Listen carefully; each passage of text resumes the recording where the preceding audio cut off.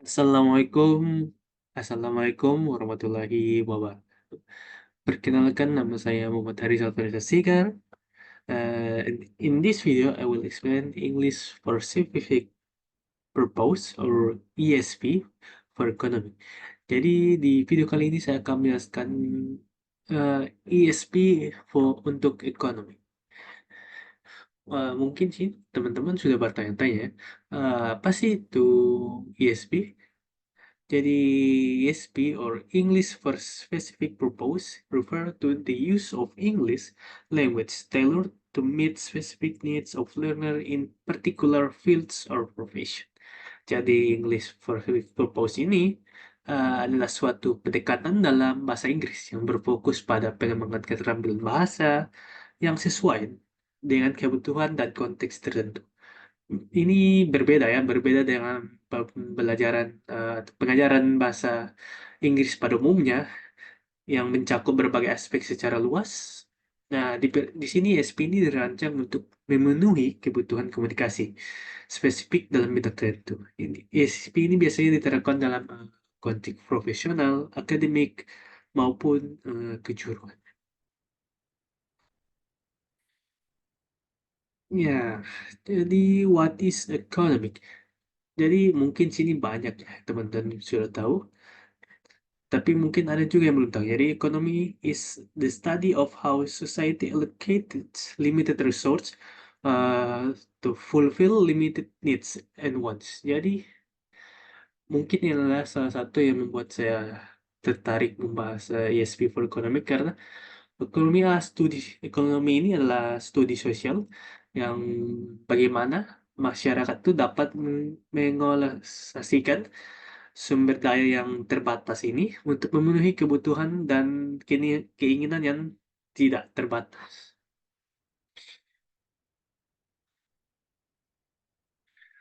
General economic terms. Jadi selanjutnya ini mungkin beberapa beberapa kalian ya sudah sering dengar. Jadi apa ya, istilah-istilah yang ekonomi yang basic ya. Pertama ada demand. Jadi demand atau permintaan. Mungkin dalam bahasa sehari-hari, demand ini sering merujuk pada keinginan atau permintaan akan sesuatu. Tapi dalam konteks ekonomi, kata ini juga digunakan untuk merujuk pada keinginan dan kemampuan konsumen untuk membeli barang atau jasa pada harga tertentu. Yang kedua itu ada supply, jadi penawarannya. Dalam bahasa sehari-hari mungkin supply ini sering digunakan untuk merujuk pada ketersediaan atau persediaan sesuatu.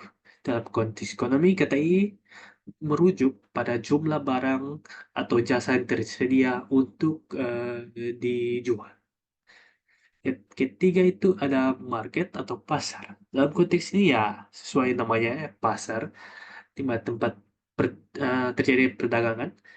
Tapi eh, dalam konteks ekonomi, kata ini digunakan untuk eh, apa ya? Merujuk pada bukan jumlah tempat atau mekanisme di mana barang dan jasa diperdagangkan. Price. Jadi dalam bahasa sehari-hari, price juga ini ya merujuk pada jumlah uang yang harus dibayarkan untuk membeli sesuatu.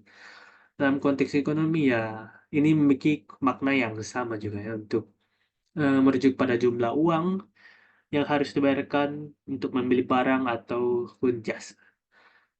Competition. Kalau di kehidupan sehari-hari mungkin ini lebih mengacu kepada kompetisi ya kayak eh, mungkin olahraga ya atau mungkin yang pokoknya beradu poin ya paling tinggi begitu. Tetapi dalam konteks ekonomi, kompetisi ini mengacu pada rivalitas antar bisnis untuk mendapatkan pelanggan, penjualan, dan keuntungan. Selanjutnya ada specific economic terms, jadi yang lebih spesifik ya istilah-istilahnya. Yang mungkin kalian juga jarang dengar itu mungkin sudah pernah dengar tapi tidak tahu maksudnya apa ya. Jadi pertama itu ada inflation.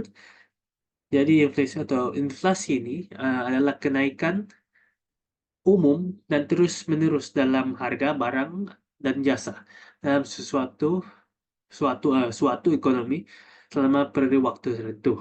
Jadi inflasi ini menyebabkan penurunan daya beli mata uang. Artinya dengan jumlah uang yang sama, orang dapat membeli lebih sedikit barang dan jasa daripada sebelumnya. Seperti itu ya. Dan kedua itu ada deflation atau deflasi. Deflasi ini adalah kebalik kayak kebalikan dari inflasi, yang mana deflasi ini adalah penurunan umum dan terus-menerus dalam harga barang dan jasa di dalam suatu ekonomi. Yang adalah kebalikan dari inflasi, di mana deflasi ini dapat meningkatkan daya beli mata uang, tetapi juga menjadi tanda ada masalah ekonomi, seperti penurunan permintaan barang dan jasa, dan dapat menyebabkan penurunan produksi dan peningkatan pengangguran. Jadi deflasi ini meskipun daya beli mata uang kita naik, tapi ya ini bukan sebuah petanda baik juga. Yang ketiga itu ada GDP, Gross Domestic Product. Jadi GDP ini adalah nilai total semua barang dan jasa akhirnya diproduksi dalam batas suatu negara selama periode waktu tertentu. Biasanya dalam satu tahunnya. GDP ini digunakan sebagai indikator utama untuk mengatur kesehatan ekonomi suatu negara. GDP dapat dihitung dalam tiga pendekatan, yaitu produksi, pengeluaran, dan pendapatan. Yang keempat ada GNP. GNP ya nilai total semua barang dan jasa akhirnya yang diproduksi oleh warga negara suatu negara, baik yang berada di dalam negeri maupun yang di luar negeri. Selama periode waktu tertentu, biasanya juga satu tahun, sama dengan GDP.